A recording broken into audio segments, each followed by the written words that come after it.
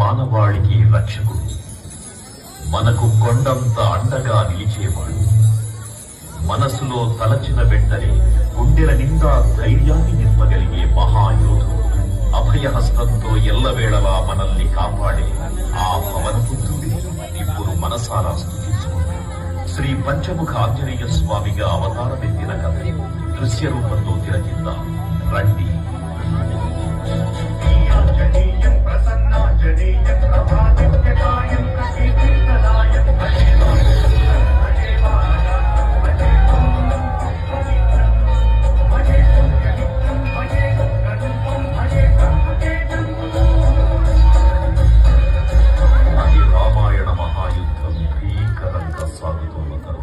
శ్రీరామచంద్రుని సారథ్యం వానర సైన్యంతో విజృంభిస్తూ లక్ష్మణస్వామి తనతో పోరాటం చేస్తున్న రావణుడి కుమారుడు ఇంద్రజిత్ తలని బాణంతో ఒక్క వేటుతో వేరు చేశాడు.